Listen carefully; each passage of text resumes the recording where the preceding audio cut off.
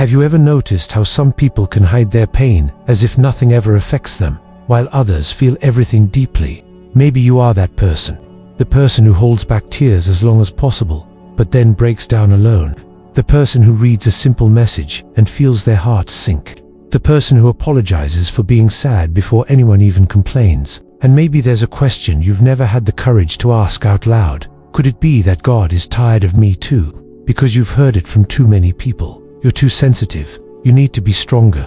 But today, I want to show you something that may completely change the way you see your tears. What if what you call weakness is actually the very part of you that God is still protecting? If at any point in your life you've cried in secret so no one would notice, write this now in the comments. God sees my tears. Leave a like on this video and subscribe to the channel so YouTube understands this content is relevant and shows it to more sensitive people. C.S. Lewis, after the death of his wife, wrote something devastating. No one ever told me that grief felt so like fear. Look at the depth of that. Sometimes the problem is not just sadness, it's the fear of feeling sadness. The fear of being seen crying, the fear of becoming a burden to people. And maybe that's why you try to hide everything. You hold back tears at work, in the car, during a phone call, or even during prayer. But there is something very important we need to understand. Human beings were not created to become stone. The modern world rewards exactly that. Cold people seem strong. Indifferent people seem mature. But the Bible never called emotional hardness holiness. In fact, Jesus cried, and that destroys the idea that tears are automatically a sign of spiritual weakness. Jesus knew he would raise Lazarus. He knew death would not have the final word. Even so, he wept. Why? Because holiness does not mean the absence of emotion. Holiness means having a heart alive before God.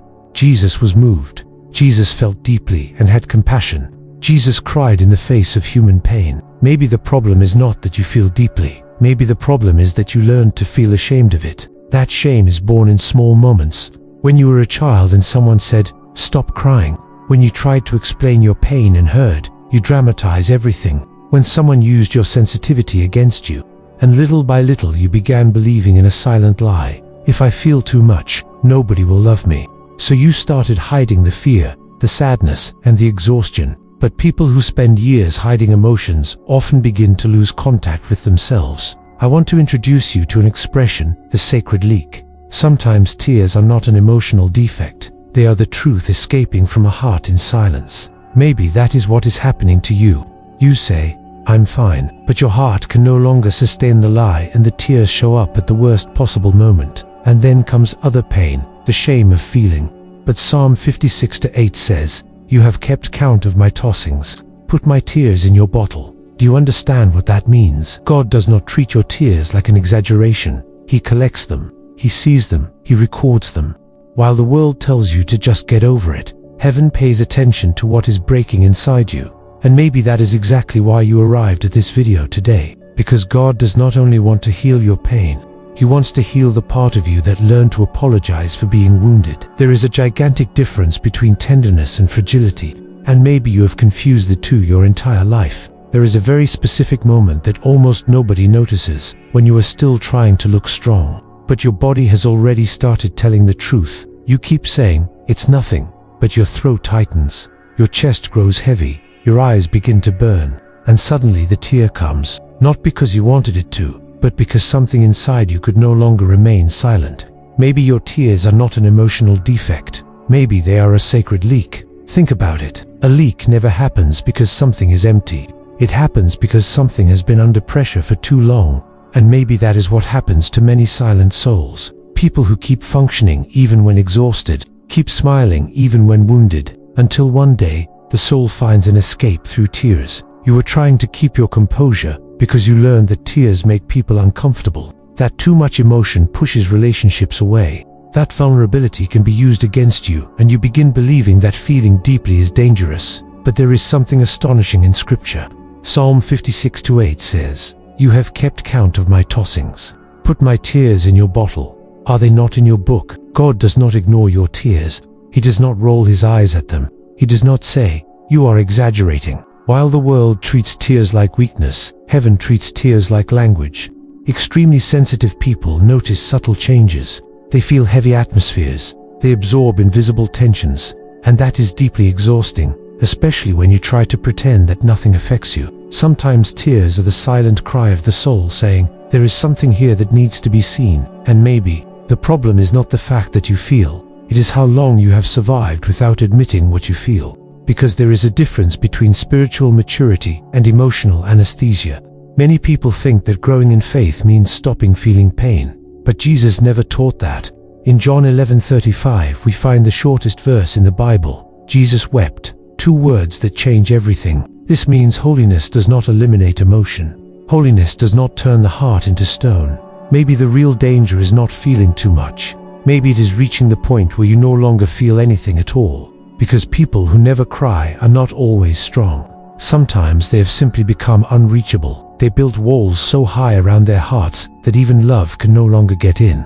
And maybe God is trying to preserve exactly the opposite inside of you. A living heart. A heart capable of loving. Capable of being touched by another person's pain. Yes, sensitivity without wisdom can hurt, but hardness destroys too. That is why Ezekiel 36:26 says, I will remove from you your heart of stone and give you a heart of flesh. God does not promise to make you emotionally cold. He promises to remove the stone, because stone does not feel, stone does not love, and maybe some of the tears you hate are actually proof that your heart is still alive. So before continuing, I want to ask you, when was the last time you cried without immediately feeling guilty for it? Write just one word in the comments, alive, because maybe God is still protecting what the world tried to harden. There is a silent pain that many Christians carry, the guilt of feeling too much, feeling like a weak Christian because you suffer. You pray, but you still feel anxious. You trust God, but you still feel fear. Then that cruel voice says, if I had more faith, or why can't I simply rest in God? But not every voice that sounds spiritual comes from God. Sometimes it is only shame wearing religious language. Think about how many people learn to appear strong in church while collapsing silently at home.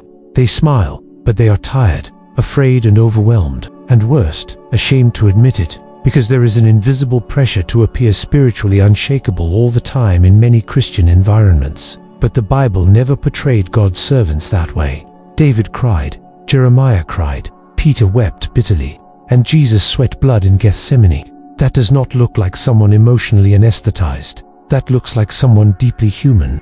Maybe you spent years trying to kill emotions God never asked you to destroy. You try to suffocate sadness and swallow fear, but ignored emotions do not disappear. They look for another place to come out. Sometimes they come out through the body.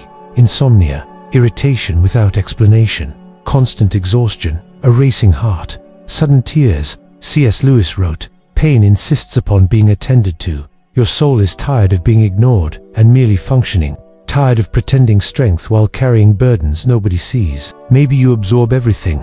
You notice a cold tone or a facial expression and ask, did I do something wrong? And it exhausts you deeply. Sensitive people usually live in a constant state of emotional alertness. They try to keep everyone comfortable while nobody notices how tired they themselves are. It is not spiritual weakness. Maybe it is a wound that still has not healed, or maybe you simply spent too much time carrying emotions alone. Philippians 4:26 says, be anxious for nothing, but in everything by prayer and supplication let your requests be made known unto God. Notice this, the verse does not say to pretend you feel nothing. It says to bring what you feel to God. There is a difference. God never asked you to become emotionally non-existent. He asked you to learn where to place what you feel. Christian maturity is knowing where to run when the heart hurts. Not toward isolation, but toward God. Maybe you are trying to win emotional battles alone when God never planned for you to carry everything without help. Here is something important. Feeling deeply is not the problem. The problem is feeling everything without boundaries, without rest, and without healing. Even Jesus withdrew from the crowds. Even Jesus rested. He chose moments of silence. Because a sensitive heart without protection eventually lives in a permanent state of exhaustion.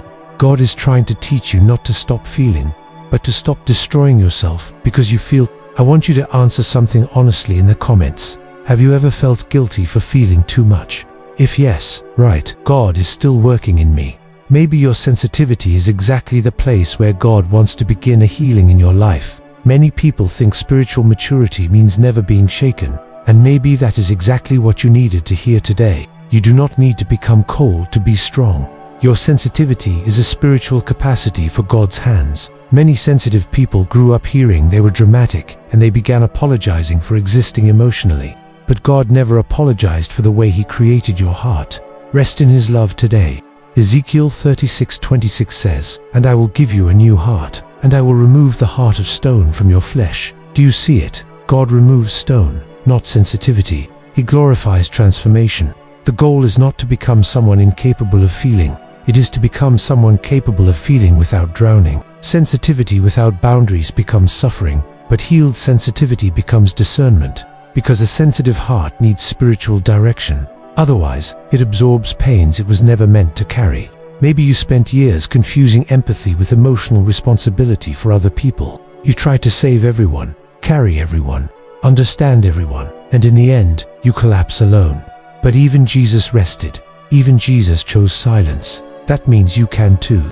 Maybe spiritual maturity is learning who to open your heart to, when to withdraw, when to rest, when to speak, and when to simply let God handle what you cannot control. So listen to this carefully. Maybe God is trying to teach you how to protect your tenderness without destroying your ability to love. If this message is speaking directly to you, right now in the comments, God is still taking care of my heart. Because sometimes healing begins the moment you stop feeling ashamed for still feeling. Maybe there is a question you never had the courage to say out loud. A question hidden behind all your silent breakdowns. Is God tired of me? Tired of the same tears, the same insecurities, the same fears? Maybe you imagine God looking at you with frustration, like someone thinking, "This again." But what if that image is completely wrong?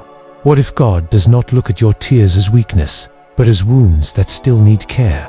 Because there is something very important you need to understand. God has never been afraid of human fragility. We have. People walk away when they do not know how to deal with pain. People say, "You need to react. You feel too much." But Jesus never treated wounded hearts with impatience. He treated them with closeness. Psalm 34:18 says, "The Lord is near to the brokenhearted, not irritated, not disappointed." Near the person crying secretly in the bathroom at work.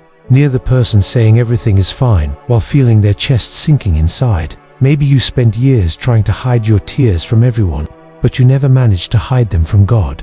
And that is a relief, because God sees what nobody else notices. He sees the emotional exhaustion hidden behind the automatic smile. He sees the exhaustion of trying to appear strong all the time. And maybe that is exactly why He never demanded emotional perfection before drawing near to you. C.S. Lewis wrote, "Though our feelings come and go, God's love for us does not." Think deeply about that. Your value before God does not increase when you are emotionally strong, and it does not decrease when you are broken, because God's love does not work like human love. Human love often depends on performance, but grace does not. Maybe true maturity is learning to bring your tears to the right place, not to people who mock your vulnerability, but to God, because tears in the wrong hands become shame. But tears in God's hands become healing. Resting does not mean weakness. Asking for support does not mean lack of spirituality. Even Elijah, the prophet who saw fire come down from heaven, collapsed emotionally. And do you know what God did? God did not begin by correcting Elijah. First, He gave him rest. He gave him food. He gave him silence. Because God knows the difference between rebellion and exhaustion. And maybe today God is saying exactly this to you. The journey is too heavy for you to carry alone. Maybe you need to stop calling survival strength. Stop thinking that asking for help disappoints God, because it does not. And now I want to make something very clear before we end this video. Your goal should not be to live controlled by emotions, but it also should not be to kill everything you feel. The goal is to learn how to feel without losing your identity.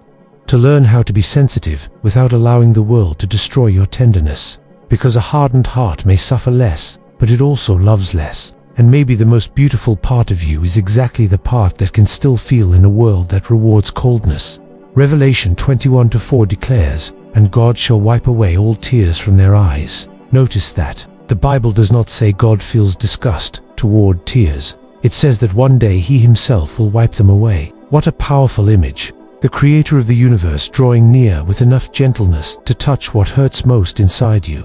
So the next time you cry, do not immediately ask, "What is wrong with me?" Ask, "Lord, what are you trying to care for inside me?" Because maybe your tears are not the end of your strength. Maybe they are the beginning of your healing. Write now in the comments, God is not ashamed of my tears. If this video reached you at the right moment, subscribe to the C.S. Lewis Mastery channel, turn on notifications, and share this message with someone who is tired of hiding their own pain, because there are people surviving in silence, desperately needing to hear that God still remains close to the brokenhearted. See you in the next video. God bless your life.